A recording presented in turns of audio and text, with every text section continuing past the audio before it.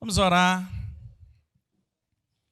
Senhor Jesus, nós te agradecemos porque somos privilegiados, Senhor, pelas tuas misericórdias a cada dia, pelas quais, Senhor, tu nos mostra e nos demonstra através da tua natureza, através do teu amor, através da tua graça salvífica, Senhor, em nossas vidas, e nós te agradecemos. Estamos aqui para te louvar, para te glorificar, para exaltar o teu nome, Senhor, e reconhecer a beleza da tua santidade.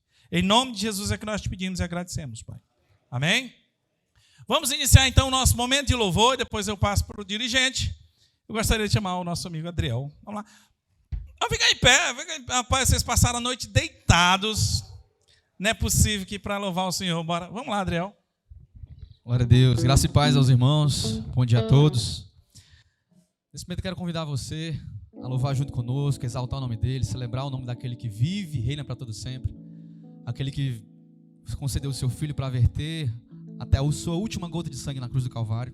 E se hoje eu e você estamos aqui neste lugar, graças ao sangue dele, graças ao sacrifício misericordioso dele, perfeito, então convido você a louvar nesse momento junto conosco, amém? Cante comigo assim. Porque ele vive, diga isso.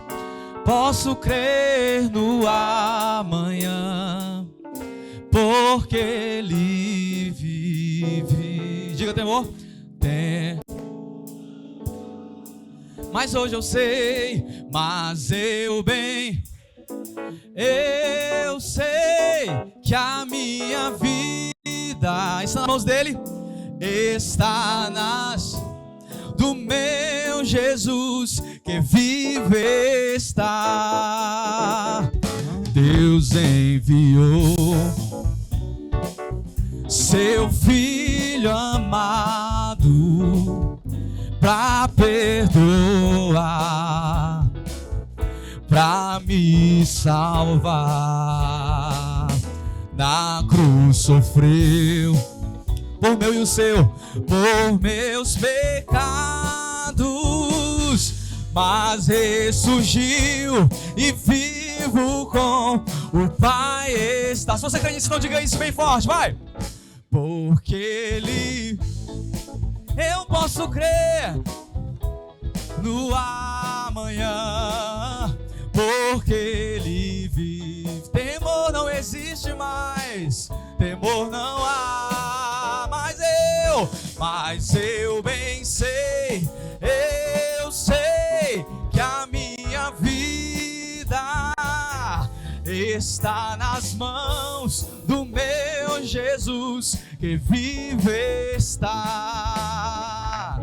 E quando enfim chegar a hora em que a morte enfrentarei, só nele então terei vitória, verei na glória o meu Jesus que vive está.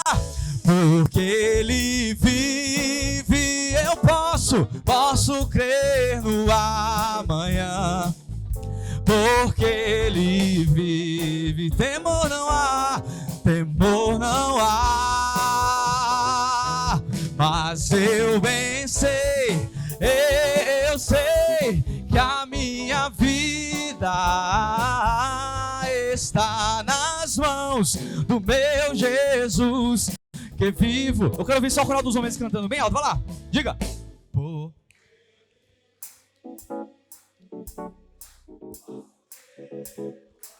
Aleluia. Porque não existe mais temor, não existe mais dúvida. E hoje eu sei, mas eu sei que a minha vida está do meu Jesus que vivo. Vamos dizer assim que os anjos te louvam, vai lá. Os anjos te louvam, a igreja te adora, cantando aleluia, santo é o Senhor. Só mais uma vez. vocês, anjos. Os anjos te louvam, a igreja te adora, cantando aleluia. Santo é o Senhor. Aí escreve o seguinte, ó: maravilhoso conselheiro, Deus forte, Pai da eternidade, príncipe da paz, o Deus que vence todas as batalhas, é o Deus que tudo faz. A terra inteira exalta a grandeza deste Deus, pois Ele é sempre fiel e nos dá vitória. Maravilhoso conselheiro, Deus forte, Pai da eternidade, príncipe da paz, o Deus que vence todas as batalhas, é o Deus que tudo faz. A terra inteira exalta a grandeza desse Deus, pois Ele é sempre fiel e te dá vitória. Os anjos te louvam, a igreja te adora, cantando aleluia. Santo é o Senhor. Só mais uma vez, vem comigo, olha. Os anjos te louvam, nós, a igreja te adora. Diga aleluia. Cantando aleluia. E só Ele é santo. Santo é o Senhor. Só mais uma vez, foi ensaio, valendo agora. 1, 2, os anjos te louvam. Isso. A igreja te adora, e nós dizemos, cantando aleluia. Santo é o Senhor. E o Senhor se manifesta hoje aqui. Eu vejo a glória dele. Eu vejo a glória do Senhor hoje aqui, a sua mão e o seu poder sobre mim. Os céus abertos hoje eu vou contemplar, o amor descer neste lugar. Eu vejo a glória do Senhor hoje aqui, a sua mão e o seu poder sobre mim. Os céus abertos hoje eu vou contemplar, o amor descer neste lugar. Eu quero ver agora o seu poder, a sua glória inundando o meu ser. Vou levantar as mãos e vou receber, vou louvar o seu nome, porque sinto o Senhor me tocar. Eu quero ver agora o seu poder, a sua glória inundando o meu ser. Vou levantar as mãos e vou receber, vou louvar o seu nome, porque eu sinto. Vou falar mais bonito, diga aí, vai eu. Eu quero ver Jesus. Vou levantar as mãos e vou receber, vou louvar o seu nome. Só mais uma vez eu quero ouvir. Eu quero ver agora o seu poder, a sua glória inundando todo o meu ser. Vou levantar as mãos e vou receber, vou louvar o seu nome, porque sinto. Vou louvar o seu nome, porque sinto. Vou louvar o seu nome, porque sinto o Senhor me tocar. Aleluia. Glória a Deus. Bom dia, meus amados irmãos. Quem está feliz aqui? Levanta a mão, amém. Gostaria de chamar o Epaminondas, que vai trazer um louvor para nós, certo? Ele vai cantar uma música com louvor em adoração ao nosso Deus, na primeira igreja de Araguaína. Só de ouvir tua voz, de sentir teu amor, só de pronunciar o teu nome, os meus medos se vão, minha dor, meu sofrer, pois de paz tu inundas meu ser. Adore junto comigo, toda a igreja. Só de ouvir tua voz, de sentir teu amor, só de pronunciar o teu nome, os meus medos se vão, minha dor, meu sofrer, pois de paz tu inundas meu ser. Jesus, que doce nome, que transforma em alegria o meu triste coração. Jesus, só o teu nome, que é capaz de dar ao homem salvação.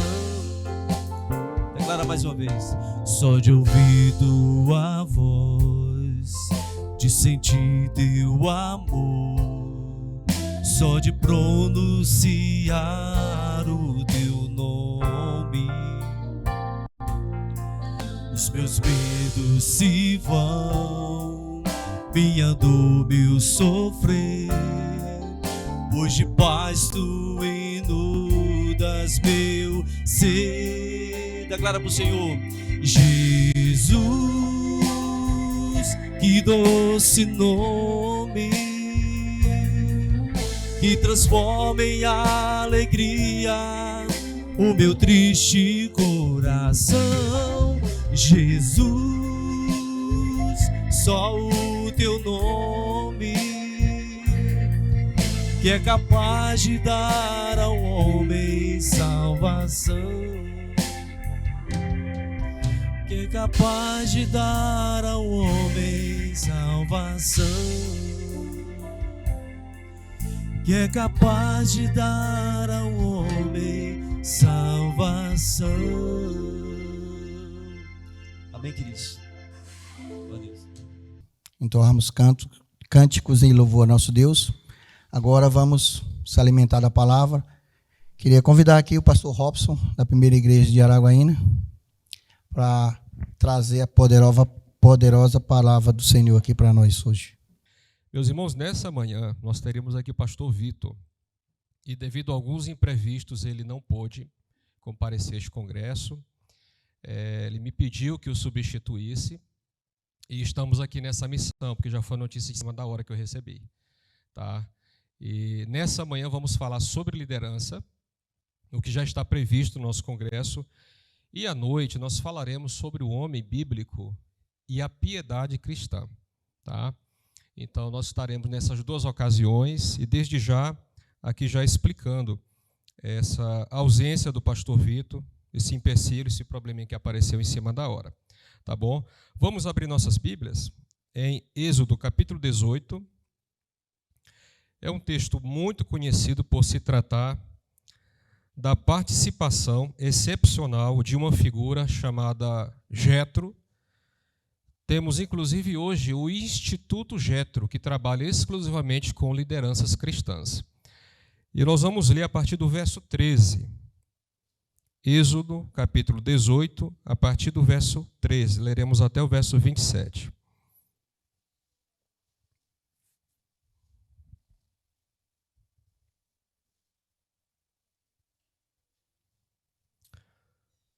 Diz assim a palavra do Senhor, versículo 13.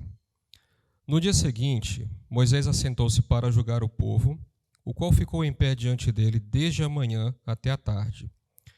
Quando o sogro de Moisés viu tudo o que ele fazia ao povo, perguntou: que é isso que estás fazendo com o povo?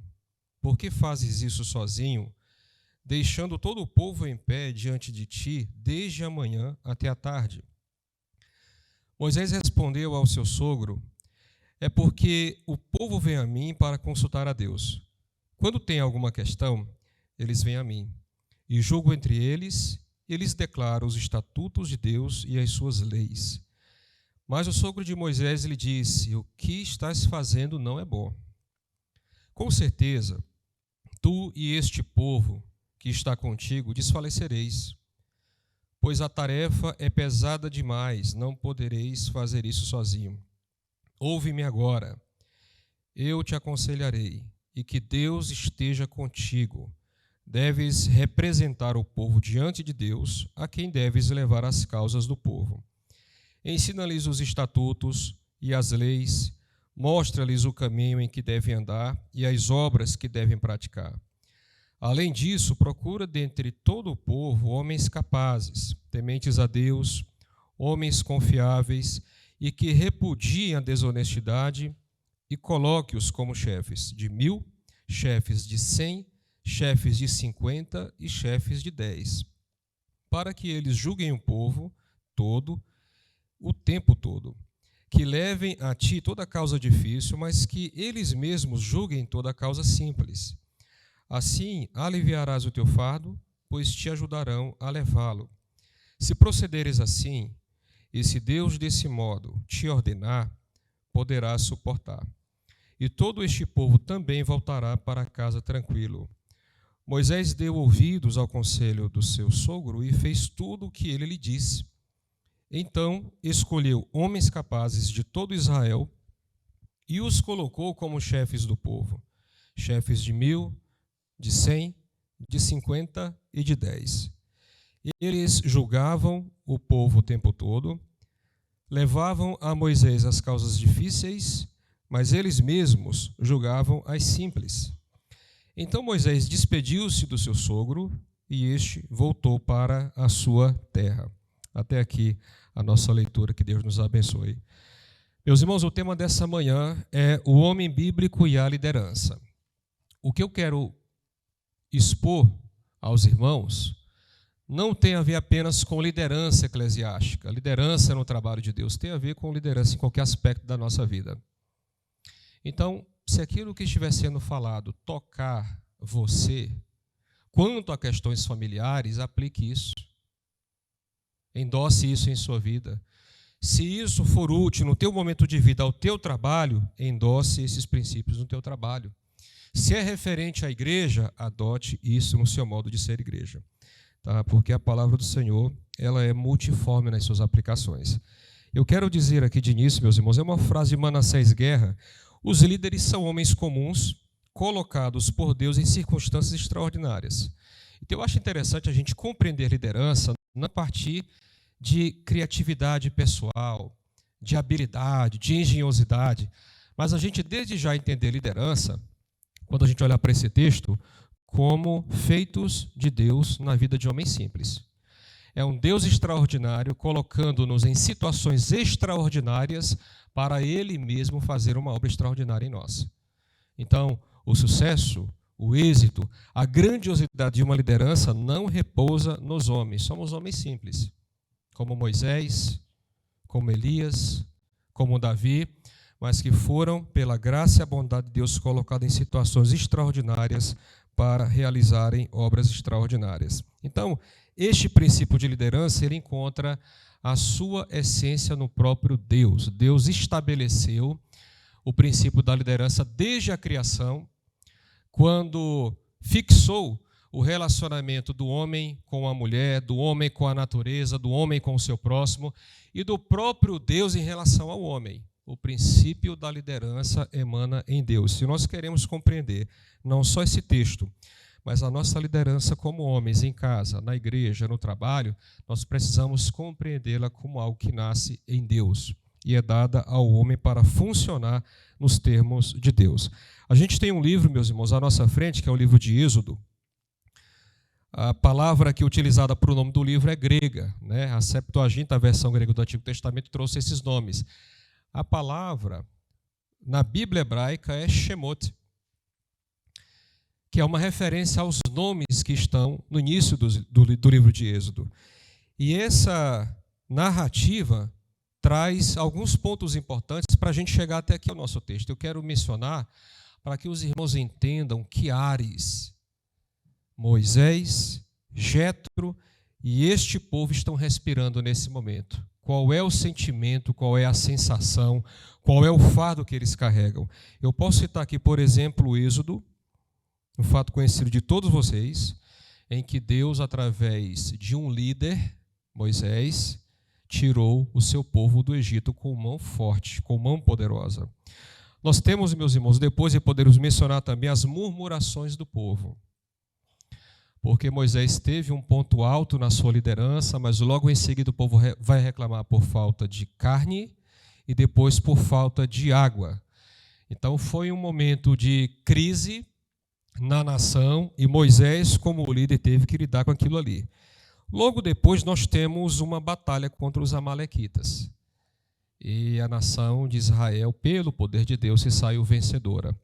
Então, o que a gente tem neste momento aqui é uma nação peregrina, uma nação que ainda carrega nos seus traços psicológicos o trauma do exílio, da escravidão, do sofrimento, uma nação que vive diversas incertezas, porque o mesmo Deus que os tirou do Egito e os fez atravessar o Mar Vermelho, permitiu que eles passassem por algumas dificuldades, quanto à comida, quanto à bebida, como também em termos de guerras, de lutas. Então o povo está nessa incerteza, o povo está nessa inconstância, partindo atrás de um líder que contém uma promessa do alto, que é a conquista da terra de Canaã. Então, é um momento de transição, é um momento de peregrinação, é um momento de questionamentos, e Moisés se encontra agora no deserto com toda essa nação para expor a este povo as causas e os juízos de Deus sobre várias questões.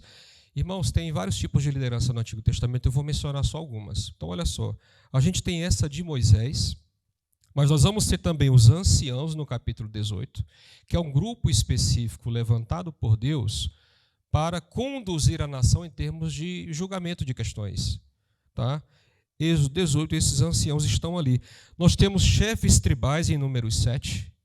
Então percebam que a liderança ela é variada, ela é multiforme. Nós temos também em Números 11 os 70 anciãos que são citados pelo texto bíblico.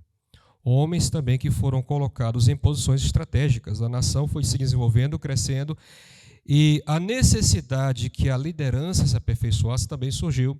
Nós temos os sacerdotes que proclamavam o juízo de Deus através do Urim e do Tumim.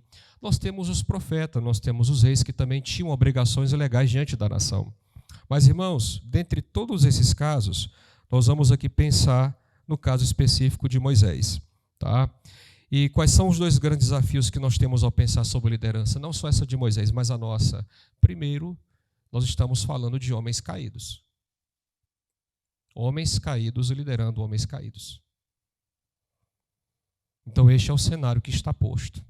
Apesar da nossa redenção, apesar do nosso perdão e da justificação, somos homens caídos. Todos os dias nós provamos isso. Somos falhos. Somos ainda tendenciosos para o erro. E o outro grande X da questão, além de termos homens caídos nesse universo da liderança e de liderados, nós temos o padrão divino de liderança. Nós não temos permissão bíblica para ser o líder que a gente quer. Do jeito que a gente quer. Levar a igreja para o rumo que a gente quer. Nós temos um Deus que é um Deus de ordem, um Deus que estipula a sua vontade, né? Seja na construção da arca, na construção do tabernáculo, do templo, Deus sempre estabeleceu o modo como ele seria servido e como o seu povo seria liderado. Então, estes homens caídos, por serem caídos, não têm carta branca para liderarem do jeito que querem. O nosso estado, a nossa natureza é razão suficiente para Deus colocar diante de nós o modo de conduzirmos o seu povo, os seus eleitos. E eu quero, meus irmãos, aqui compartilhar com vocês alguns princípios que devem reger uma liderança bíblica. Nós somos homens, fomos responsabilizados por Deus em várias instâncias da nossa vida, e a gente precisa se fazer essa pergunta: como eu posso exercer uma liderança não de acordo com minha vontade, meus critérios, de acordo com o que eu aprendi numa empresa simplesmente porque eu posso transformar a igreja num business? Como é que eu posso ser um líder de fato bíblico para que eu possa colher juntamente com a igreja frutos de fato espirituais e bíblicos? Eu quero aqui dizer que, em primeiro lugar, o primeiro princípio para uma liderança bíblica é o seguinte: não lidere solitariamente. E nós temos aí um grupo enorme de líderes trabalhando assim. Seja por uma questão de ego, né? Se acham mais que suficientes, não escutam, não acatam, praticam um abuso de autoridade dentro de suas igrejas, de seus ministérios, departamentos locais. não conseguem compartilhar, não conseguem confiar porque tem uma visão depreciada dos outros, é só ele que sabe. Então pode ser uma questão de ego, pode ser também uma questão de segurança. Posso perder meu lugar, eu posso ficar para trás, só alguém pode crescer mais do que eu. Então, por várias razões, um líder começa a liderar solitariamente. Algumas igrejas até pressionam o líder a que seja assim, porque as igrejas acham incrível alguém que faz tudo. Alguém que abre a igreja, alguém que troca a lâmpada, alguém que passa o pano no piso da igreja, alguém que faça absolutamente tudo. E esses líderes, justamente para atingirem essas expectativas, eles se submetem a esse tipo de liderança, onde eles abraçam tudo, eles carregam tudo e depois eles se sobrecarregam. E nós vemos aqui, no primeiro bloco dessa narrativa, alguém que estava partindo para uma liderança solitária. Irmãos, vejam só o problema de percepção de Moisés. Verso 13. Ele se assenta para julgar, enquanto toda a nação fica de pé. Na legislação semítica, o cara que senta é o juiz. Quem fica em pé é o litigante. Então Moisés está se assentando como se estivesse num tribunal, enquanto toda a nação vai ficar de pé. E essa expressão aí, da manhã até a tarde, é uma inversão do tarde e manhã lá de Gênesis 1, que tem a mesma ideia. Eles ficaram o dia inteiro. Né? Eles ficaram ali o dia inteiro, vão ficar o dia inteiro em pé, ouvindo Moisés ouvir uma por uma, cada uma das causas. O povo está no deserto, o povo está cheio de conflito. O povo está em insegurança, tem necessidades materiais. Então ele vai julgar essas questões. Tem coisas sumindo de um, de outro. Como é que faz isso? Como é que resolve? Então muitos casos se colocam diante de Moisés. Ele não consegue perceber o problema. Quem vai perceber é Jétro. Ele não consegue perceber. Na visão dele está tudo ok. Então eu vou me sentar e toda essa nação vai ficar de pé diante de mim, um por um, esperando o veredito que eu darei a eles. Aí os irmãos observam no verso 14 a sobrecarga de Moisés. Primeiro é um problema de percepção. E aí olha só o verso 14, aparece Jétro. Este personagem é um ancião, é um sacerdote, tem experiência religiosa, sacerdote em Midian, e é sogro de Moisés. Então ele tinha um link aí familiar, ele tinha uma liberdade para falar para o líder de Israel. E ele vê aquela cena, diz o texto, e ele diz assim, o que você está fazendo? Então os irmãos percebem que na liderança solitária, você não consegue perceber os problemas, os teus limites, você não consegue perceber as falhas do teu modo de administrar, porque você não ouve ninguém. Você não consulta ninguém, você não pega feedback de ninguém. Quando o Jétro observa, ele diz, o que você está fazendo? Então nós temos um homem que fez uma leitura precisa, e ele não é o líder da nação. E nós temos o líder de uma nação que não fez essa leitura. Então nós temos aqui um choque de visão, e ele foi homem, foi macho para falar isso aqui. O que você está fazendo? Né? Você acha que isso está certo? Então ele diz, por que fazer isso sozinho? Então o ponto que Jétro vai ressaltar aqui é o fato de Moisés estar trabalhando sozinho. Então, aquilo que alguns líderes abrem a boca com todo orgulho, né, para exaltar, eu faço isso, eu que cuido daquilo, aquilo também aí, eu carrego isso aqui tudo nas costas, eu tenho dó. Eu entendo que a pretensão é o zelo, mas este modo de liderar carregando todos os fardos sozinhos, teu ministério vai te pedir essa conta, tua saúde vai te pedir essa conta, tá? Várias dimensões da tua vida, o teu casamento, a tua família vão pedir essa conta. Nós não somos diáconos, nós não podemos ter a síndrome de Clark Kent. Eu sou o super-homem, eu aguento essa barra sozinho. Então, Jétro se aproxima, detecta o problema, por que você está fazendo isso sozinho? Segundo problema que ele pontua, por que você está deixando todo este povo em pé? Então, perceba que o líder, ele não se arrebenta sozinho. Ele leva todos os seus liderados juntos a sofrerem com ele. Então, essa liderança solitária não percebe os perigos, não percebe os desajustes, e este homem se apresenta para corrigir a rota de Moisés. E observe também agora a autojustificação de Moisés. Então, essa é a sequência do texto. Ele faz uma leitura errada da situação, Jetro vai lá, faz um questionamento e depois Moisés vai querer justificar. Não, mas eu estou fazendo assim por causa disso. Então é razoável o meu modo de agir. E olha só o que é que ele diz aí, olha. É porque o povo vem a mim, Jetro. Então, como o povo vem a mim, é necessário que eles fiquem em pé o dia inteiro esperando, e eu fique aqui julgando um por um, pacientemente enquanto eu estou sentado. E aí ele diz assim, também no verso 16, eu julgo e lhes declaro os estatutos e as leis. Só que Jetro não está questionando o mérito do que ele está fazendo. Tanto é que no decorrer do texto, Jetro vai confirmar, você tem que fazer isso, você tem que representar o povo diante de Deus, você tem que dizer as leis de Deus ao povo. A questão, Moisés, é o modo como você está fazendo. Você é um lobo solitário. E enquanto você é solitário e se sobrecarrega com N atividades, o povo também sofre pela demora, pela falta de praticidade, pela falta de eficiência. E aí, meus irmãos, a gente entende também que algumas coisas devem trazer luz para o nosso modo de liderar a nossa família, seja o nosso trabalho, seja a nossa família, o nosso ministério na igreja. E eu quero aqui fazer algumas aplicações sobre esse primeiro ponto de Moisés ser um líder solitário, de ele tentar levar e conduzir a nação sozinho, assumindo um fardo tão pesado diante de milhares de pessoas. Se você lidera solitariamente, você não terá parâmetros para avaliar seus erros. Você não terá o outro. Você não terá o outro conselho, você não vai ter ferro afiando ferro. Eu me reuni agora com um grupo de homens da igreja, homens que gostam de ler, e a gente vai estar reunido uma vez por mês para leitura de teologia. E eu falei para eles, eu não quero que esse grupo aqui seja um grupo de alguém falando de cima para baixo. Vocês fiquem à vontade para me corrigir, para me pastorear. Vocês fiquem à vontade para darem sugestões, para me dar feedback. Nós não vamos só estudar teologia. Aqui vai ser um afiando o outro.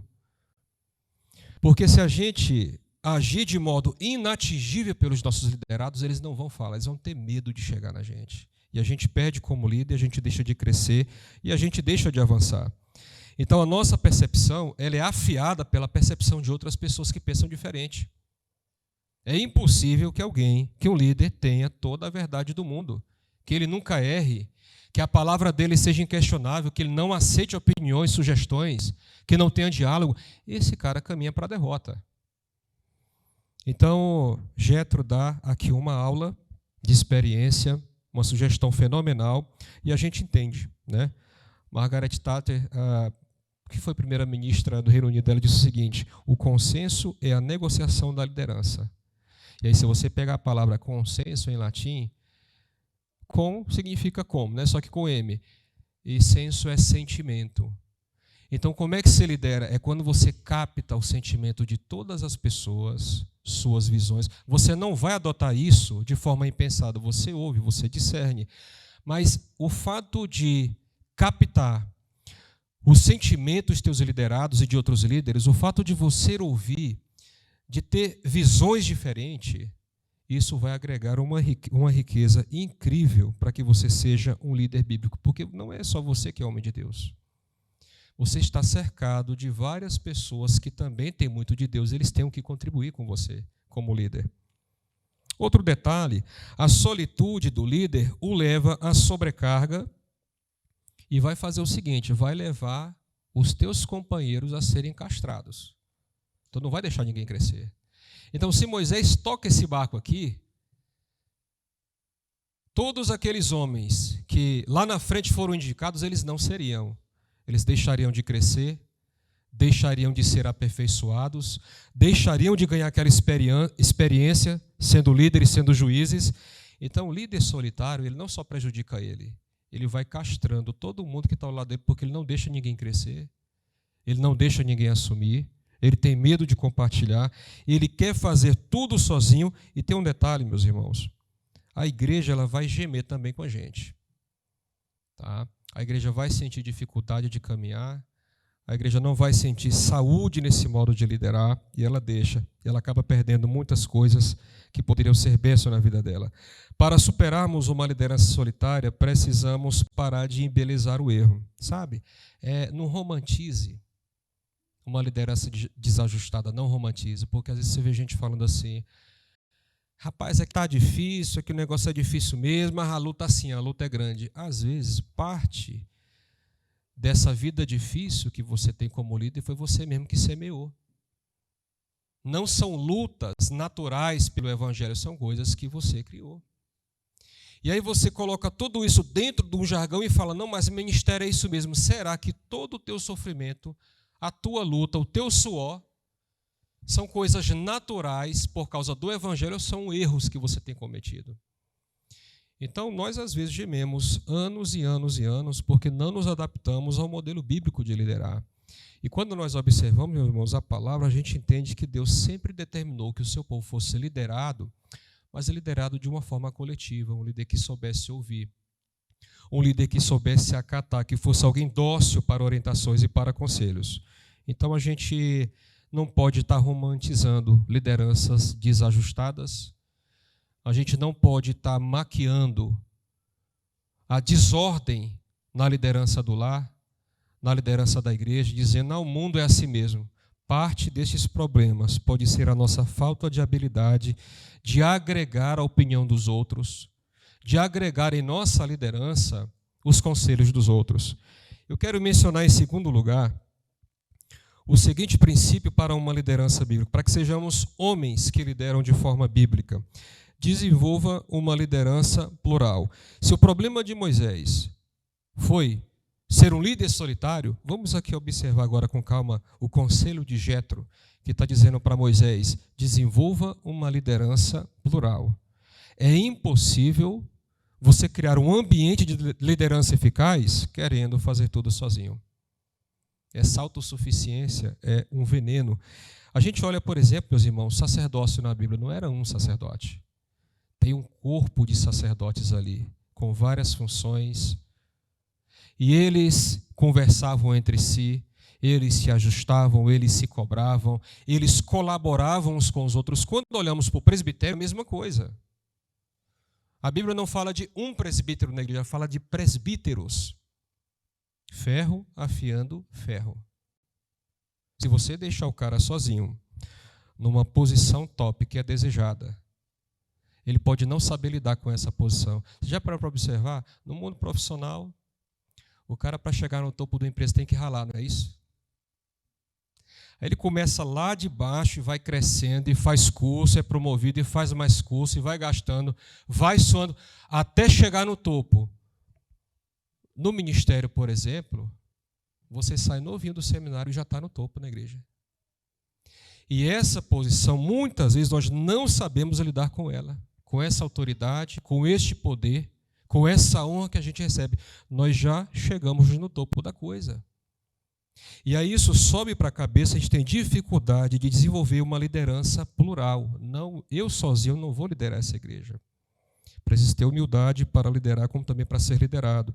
Se a gente olhar para o diaconato, é o mesmo padrão. Mas olha só o nosso texto, verso 17. Jetro apontou os limites pessoais de Moisés.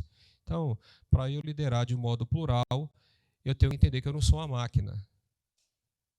Eu falava esses dias, eu não sei para quem na igreja, em Imperatriz eu dava aula em seminários, alguns, e eu parei em Araguaína. Por quê? Porque a demanda do trabalho da igreja, o número de irmãos aumentou. Se eu não colocar este pé no freio, eu perco o prumo. Aí veio o seminário, pastor, você não quer dar aula pelo Zoom? Eu não quero nada. Eu vou focar só nisso aqui. Então, se a gente achar que nós de fato somos o super-homem, que a gente pode abraçar tudo, enfiar nossa cara em tudo que a gente vê, a nossa igreja vai pagar esse preço. Nós não vamos dar conta de cobrir as necessidades desse rebanho, de acompanhá-los, de exercer a nossa função. Então, olha só o que Jetro fala no verso 17. Isso aí não é bom. E ele fala isso depois da justificação de Moisés. Olha, eu estou fazendo isso por isso. Ele fala, isso aí não é bom. Esses teus argumentos aí, eles não servem para justificar o que você está fazendo. Isso aí não é bom. Assim, na lata. o sogro, né? Talvez se fosse a sogra, Moisés ia ter mais dificuldade para ouvir, mas foi o sogro, então ele estava... E aqui nós temos o verso 18, tu e todo este povo desfalecereis. Então, Moisés, você quer pensar em futuro? Vamos falar de futuro. Você vai desfalecer. Por mais manso que você seja, tranquilão, o teu modo de levar, você vai desfalecer, cara. Você vai se esgotar, você não vai dar conta desse ritmo aí. Outro detalhe, a tarefa ela é pesada demais. Olha só, o cara está mensurando o tamanho da bronca para um indivíduo só. E ele encerrou essa conta e disse, não vai dar certo. Não podes fazer isso sozinho. Você não pode fazer isso sozinho. E Deus seja contigo. Olha que coisa interessante. O cara é sacerdote midian. Os irmãos sabem da história dos midianitas. Que Deus esse cara servia ali, eu não sei. Mas Jetro está falando para Moisés o seguinte, olha, que Deus esteja contigo, cara. Então até ele entende o princípio espiritual de uma liderança plural. Se você compartilha, se você agrega pessoas, Deus vai estar abençoando isso aí. Ele disse também, olha, você tem que representar o povo diante de Deus e levar as suas causas. E isso aqui é função sacerdotal. Representar o povo diante de Deus. Não só em orações, não só em sacrifícios, mas também no julgamento das causas da nação. E aí no verso 20, meus irmãos, olha que Jetro, ele confirma toda a missão de Moisés, que Moisés tinha utilizado como justificativa para uma estratégia errada. Ele fala assim, ó, ensina-lhes, você tem que fazer isso mesmo, ensina-lhes os estatutos, as leis, mostra o caminho, isso é tudo, Moisés, eu não questiono, você tem que fazer, isso é o mérito da questão. Agora, o modo como você está fazendo, você pode fazer o seguinte, agora estabelece estratégias, ó. Procura homens capazes, né? E quando eu vejo essa palavra, eu fico olhando que às vezes os líderes eles exigem dos seus liderados coisas para as quais eles não preparou. Você dá o púlpito da sua igreja para qualquer um? Né? Você vai dar o púlpito da sua igreja para qualquer um? Então, a liderança, ela envolve o fato de você cercar-se não de qualquer tipo de pessoa, mas homens capazes. Homens capazes. Ele diz ainda, tementes, porque o trabalho que está a ser feito envolve valores espirituais. O cara tem que ser justo na sua análise dos casos. Confiáveis e honestos. No hebraico isso aqui é praticamente sinônimo. Por quê? Porque a venda de sentença, meus irmãos, não é de hoje. A venda de sentença não é de hoje. Então, um juiz que está à frente de causas e questões judiciais, ele era muito tentado ao suborno. Então, o Jetro, é interessante o modo como esse homem que está colocando as coisas, ele diz, tem que ser homens honestos e homens confiáveis. Porque se não forem, eles se venderão para aquele litigante que pagar mais. Eles não farão a justiça como Deus quer. Coloca-os como chefes de 1000, de 50 e de 100. O que é isso aqui? Isso aqui é um sistema judiciário israelita. Em nascimento. Nós não temos no Brasil, até anotei aqui, ó, que eu não sou da área. Está o Júnior aqui que é advogado, pode me corrigir. Primeira, segunda instância, TJ, STJ, STF. O que Jetro está sugerindo? Existem causas que são mais simples, algumas até pueris, mas vão te procurar. Então coloca para um determinado líder. Existem causas mais complexas, então isso aí pode ir subindo. E aquelas causas verdadeiramente difíceis chegam para ti. Tá? Algumas coisas de fato têm que ser o líder maior. Então ele está aqui estabelecendo um sistema judiciário em Israel. E ele diz ainda no verso 22, para que julguem o tempo todo, algo que estava além da capacidade de Moisés. Causas difíceis levam para ti, causas simples eles mesmos julgam, e ele fala assim, olha, isso aliviará o teu fardo e eles te ajudarão. Eles te ajudarão. Depois de toda essa sequência de socos no estômago, Moisés, ele Jetro, na verdade, considera o crivo divino. Olha o verso 23. Se procederes assim, e se Deus te ordenar, poderás suportar o povo e o povo voltará tranquilo. Então, estratégias sem fundamento bíblico não são estratégias que Deus aceite. Não adianta a gente querer endeusar estratégias e métodos se elas estão indo contra as Escrituras, contra os valores da palavra. Então, ele, apesar de toda a engenhosidade da sua fala, de fazer uma leitura dos limites de Moisés, dos limites da nação, de oferecer um sistema bem organizado de jurisdição, ele diz: olha, se Deus te ordenar isso, você tem que orar, tem que colocar diante dele. Se isto for aprovado, execute, porque aí você poderá suportar o fardo e o povo inteiro voltará tranquilo para casa, sem cansaço, sem estresse. E fazendo aqui, meus irmãos, algumas aplicações sobre este segundo ponto de uma liderança plural, eu quero dizer o seguinte: a liderança plural exige a prática do aconselhamento. Isso aqui é indispensável. Sempre que eu faço visitas, eu peço o feedback da pessoa que eu estou visitando. Alguns aqui sabem disso. E tem um aqui, que é o caso que eu vou mencionar. E eu visitando essa família, disse: meus irmãos, o que vocês acham que está legal na igreja? O que tem que melhorar? E a esposa dele fez uma leitura de algo que ninguém fez, nem a minha liderança fez.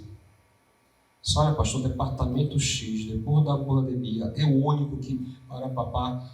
E ela fez ali uma leitura que ninguém da igreja fez. Eu já tinha quase 2 anos lá nessa época. E ela fez essa leitura. Eu achei aquilo fenomenal. Levei o assunto para a diretoria e começamos a tomar medidas.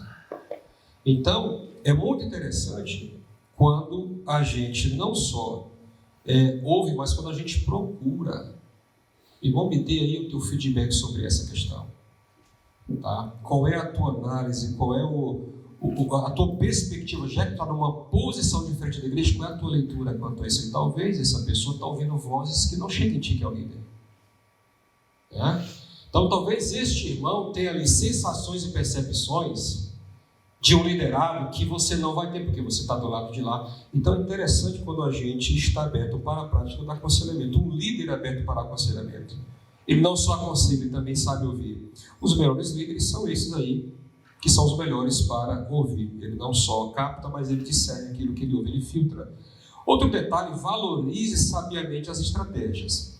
Eu estou colocando sabiamente porque algumas pessoas tentam apresentar fórmulas mágicas para o crescimento da igreja. E aí vocês já perceberam, né, que esses recursos, como G12, uma série de outras coisas, eles são modas. Eles chegam, têm aquela atração por ser algo novo, depois eles desaparecem. E aí vêm com novas roupagens e aparecem com novas nomenclaturas. Mas as estratégias em si, se estão tendo a palavra de Deus como a sua rainha, elas funcionarão bem, porque nada sobrevive no caos. Vou dar exemplo de estratégia. Primeira reunião, na verdade foi até pelo Zoom com a liderança de Araguaína, eu falei isso para eles. As nossas igrejas, geralmente, elas não têm uma pauta, né? Revistas de EBD não tem uma lógica de uma com a outra. Muitas vezes a gente compra o que aparece. A gente estuda uma revista de Gênesis, depois vai trabalhar os frutos do Espírito Santo, depois pega uma lá dos reis, e aí depois vamos estudar Atos, depois a escola tem ordem. Alfabetização. Passou deste grau, agora é isso aqui, ó. O edifício é esse aqui, ó. Passou deste grau, agora é isso. Uma escola tem ordem, uma faculdade tem ordem. Nós não temos pauta, a gente caminha assim em círculos, ó. O que vai aparecendo, a gente vai entrando. Então a gente seguia por calendário secular, por programações, E eu falei para eles: olha, nós vamos aqui desenvolver uma pauta. Nós vamos passar anos estudando isso aqui no EBD, vamos passar anos estudando isso aqui à noite, domingo à noite. E vamos nos manter nisso aqui. Outro detalhe, isso foi até agora tratado pelo Jonas Madureira, isso aqui é estratégia também. Usar o sermão de domingo à noite como pauta para o estudo dos departamentos. Domingo agora, eu dando uma lição e falando isso, eu perguntei para a presidente das mulheres: você sabe o que os homens estão estudando? Ela disse: não. Lei dos homens, você sabe o que as mulheres estão estudando? Não.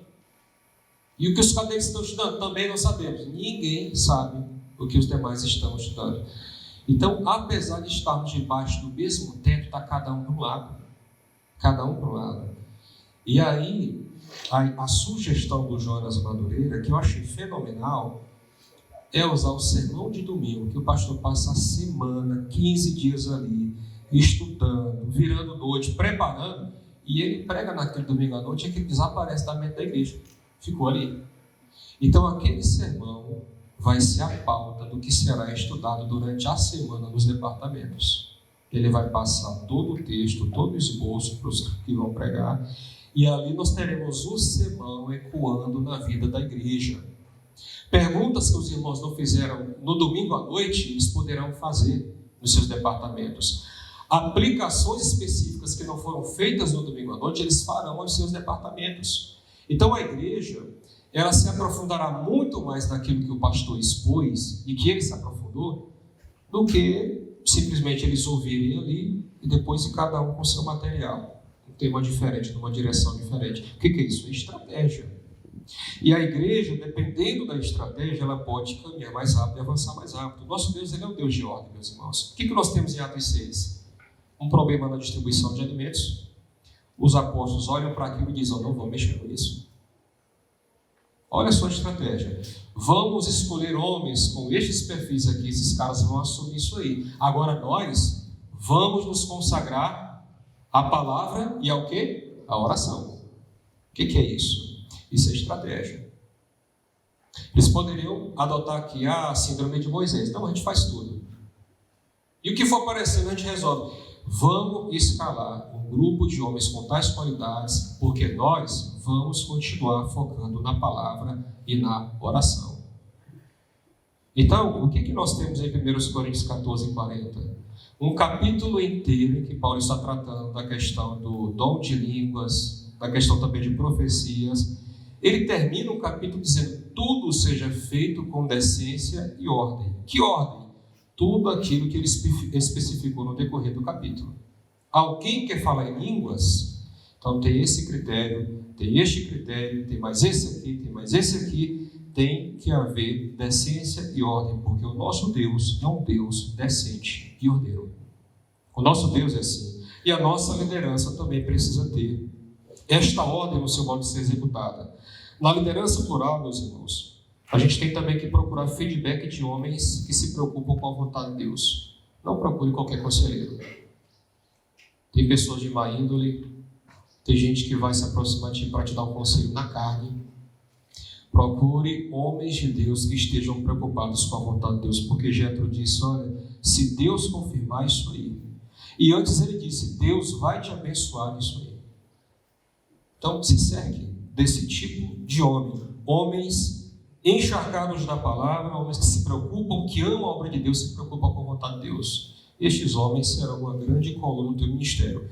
Não nos esqueçamos de Roboão, um rei que tinha um grupo de conselheiros de anciãos experientes. Inclusive os caras eram os conselheiros de Salomão. E imagine o que é ser conselheiro do homem mais sábio da terra. Imagine aí. Então esses caras, Roboão ignorou. E ele acatou o conselho de jovens. E a nação achou meio. Então não é qualquer conselheiro. A gente tem que ter também discernimento para nos cercar de homens de qualidade, homens de Deus, homens que se preocupam com a vontade do Senhor. O terceiro de um princípio para uma liderança bíblica é o seguinte: desenvolva uma liderança humilde. Eu fiquei me colocando na pele de Moisés. Lembre-se aqui, depois o Jetro é muito entrão. Moisés é profeta. O cara é libertador. É óbvio que tudo abaixo da graça de Deus. O que mais que Moisés era? Vamos tentar lembrar aí. Eu anotei mais duas coisas aqui. Ele era profeta e era libertador. O que mais ele era? Legislador não anotei porque ainda vai ser o 19, mas também legislador. Ele foi guia deste povo no deserto e foi ainda comandante, porque está à frente de batalhas. A última foi contra os amalequitas. Como é que Jetro vai chegar para um cara desse, despejar esse monte de orientação e depois virar as costas e vai embora?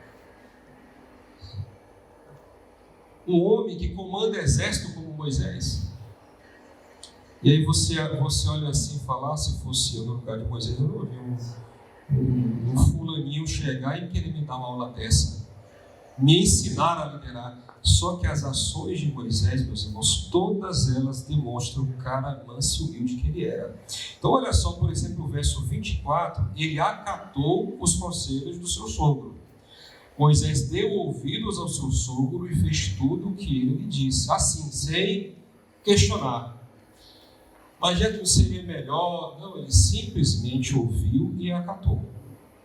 Então, meus irmãos, alguém para estar no status de Moisés e manter essa humildade, falar, olha, muito boa tua orientação, eu agradeço e entendo que eu vou crescer com o teu conselho. É algo extraordinário. No verso 25, Moisés divide suas responsabilidades. Olha o que diz aí, ó.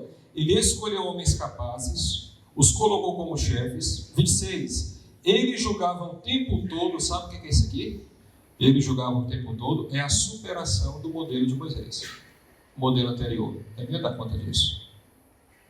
Ele tinha que passar um dia inteiro com o povo e uma demora infernal e a coisa não estaria resolvida. Então agora ele tem uma equipe enorme julgando o tempo todo. As pessoas não precisavam mais esperar a fila, esperar o dia em que Moisés iria aceitar. Agora eles têm juízes espalhados pela nação. O texto ainda diz que as causas difíceis eles julgavam, eles levavam Moisés e as fáceis eles mesmos julgavam. Tá?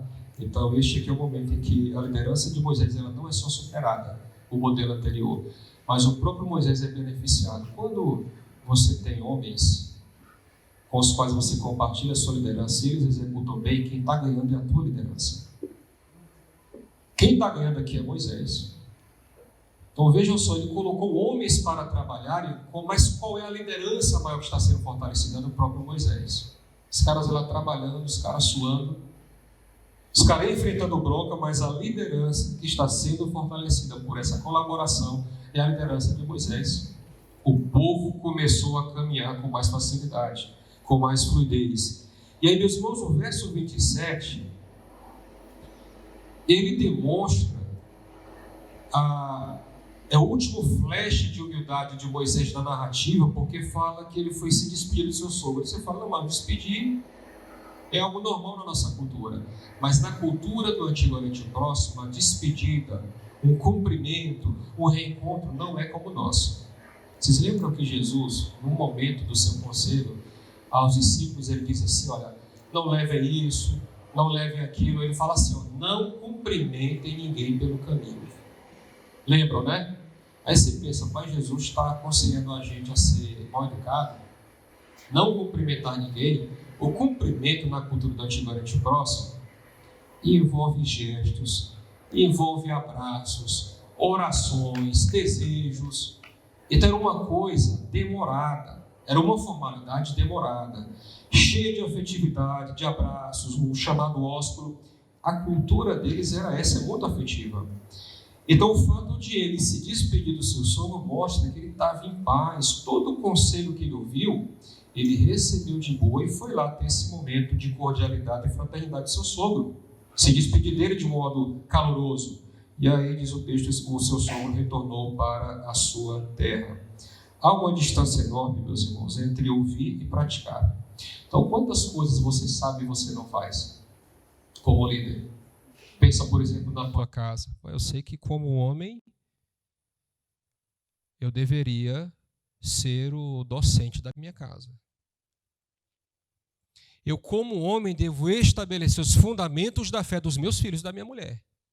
A igreja vai aperfeiçoar isso aí, mas esses fundamentos eu tenho responsabilidade. Eu tenho responsabilidade. A igreja aperfeiçoa, as bases são eu que lanço. Beleza, eu sei disso. Você está fazendo? Né?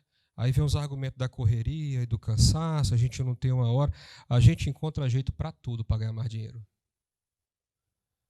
Agora, para ser o docente dentro das nossas casas, ser o mestre, ser o sacerdote, a gente não encontra tempo, a gente encontra justificativas como aquela que Moisés deu, estou fazendo isso por isso. Então, muitas coisas você pode saber e não está fazendo, como líder, como um homem que deveria ser um homem bíblico.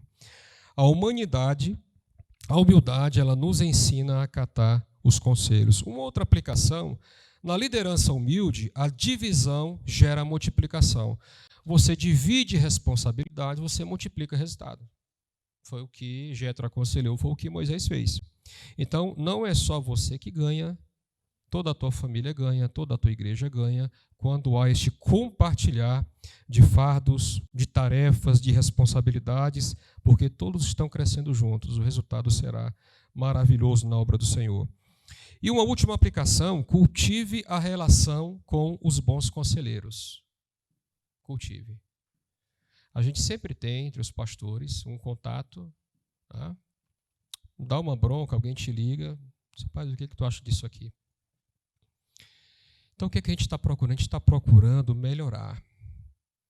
A gente está procurando respostas que talvez a gente, no momento, não tenha. Então, se você conhece homens sábios, homens de Deus, se você conhece bons conselheiros, para que você seja um homem bíblico, um líder bíblico, você precisa abraçar esses homens e mantê-los perto de você.